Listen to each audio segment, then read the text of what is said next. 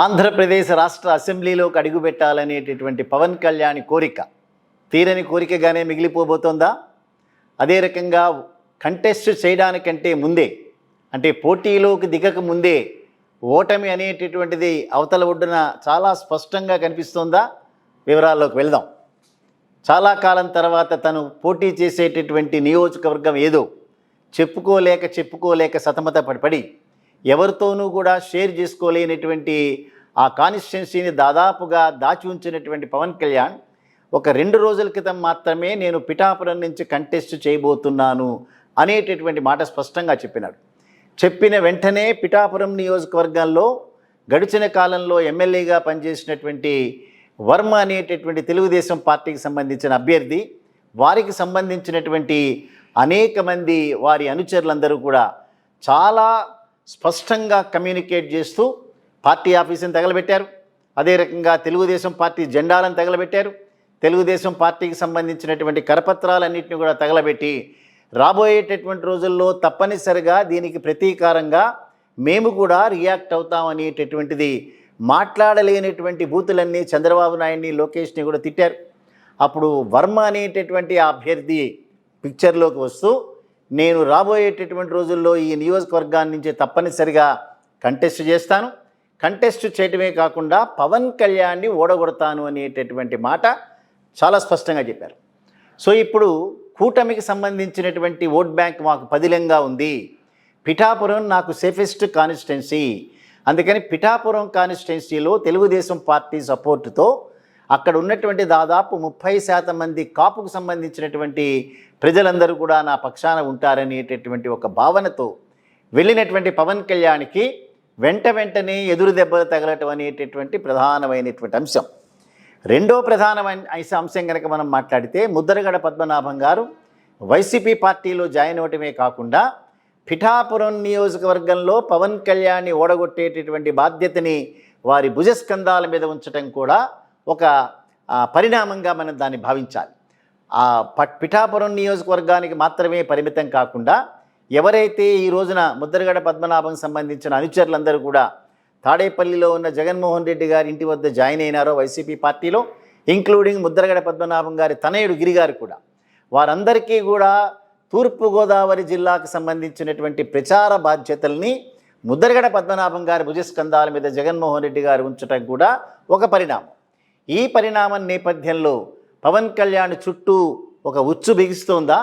Already YCP పార్టీకి దాదాపుగా 12% దళిత వర్గాలకు సంబంధించిన ఓటర్లు చాలా సాలిడ్గా ఉన్నారు. అదే రకంగా కాపు సామాజిక వర్గాల్లో కూడా దాదాపుగా 15-16% మంది వైసీపీ పార్టీ దగ్గరే ఉన్నారు. వీరు కాక లబ్ధిదారులు అనేక మంది, 40-50 వేల మంది లబ్ధిదారులు ఉండేటటువంటి ఆ నియోజకవర్గంలో తప్పనిసరిగా ఓటమి అనేటటువంటిది పవన్ కళ్యాణ్కి ఎదురవుతున్నటువంటి సందర్భంలో వర్మ రేపొద్దున్న వైసీపీ పార్టీ వైపు చూస్తున్నట్లుగాను, అదే రకంగా ఆల్రెడీ అక్కడ తెలుగుదేశం పార్టీగా మనం చెప్తున్నటువంటి వర్మ అనేటటువంటి అభ్యర్థి ఆల్రెడీ వైసీపీ పార్టీకి సంబంధించిన మిథున్ రెడ్డి గారితో టచ్లోకి వెళ్ళటం కూడా మనకు అందినటువంటి సమాచారం. సో దానికి ప్రతిగా చంద్రబాబు నాయుడు గారు చేసినటువంటి వ్యాఖ్యానాలు కూడా చాలా ఇంపార్టెంట్. ఇక్కడ ముఖ్యంగా ముందు వారు మాట్లాడుతూ వర్మకి టెలిఫోన్ ద్వారా సంకేతం ఇచ్చారు, ఒకసారి వచ్చి చంద్రబాబు నాయుడిని కలవండి అని. దానికి ప్రతిగా వర్మ గారు చెప్పినటువంటి సమాధానం, నేను కార్యకర్తలతో మాట్లాడిన తర్వాత మాత్రమే నేను మీ దగ్గరకు వచ్చి కలవగలుగుతాను.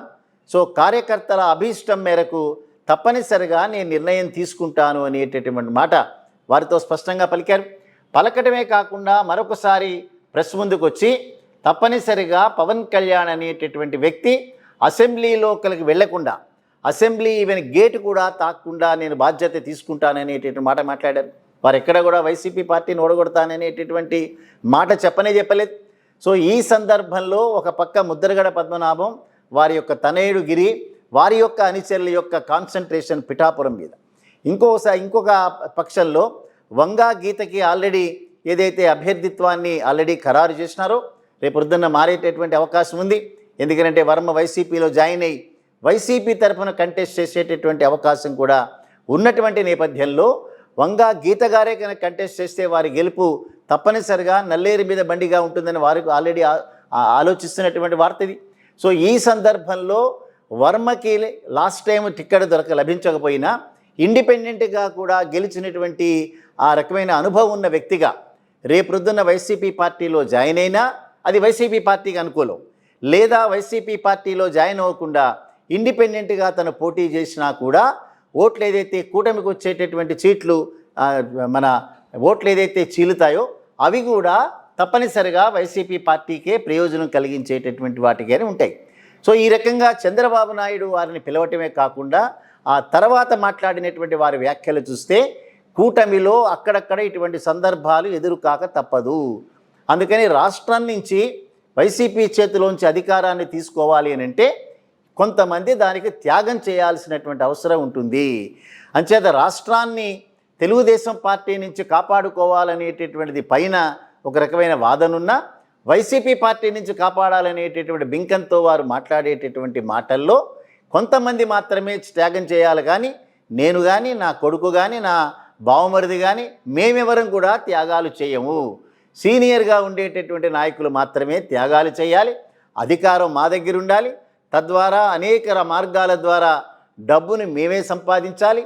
2 ఎకరాల ద్వారా మేము ఏదైతే రాజకీయ జీవితాన్ని మేము ప్రారంభించామో ఇవాళ వేలాది కోట్ల రూపాయలు ఏదైతే మా కుటుంబంలో ఉండే వ్యక్తుల దగ్గర ఉన్నాయో అవన్నీ మీ త్యాగాల ఫలితమే అనేటటువంటి మాట చెప్పారు.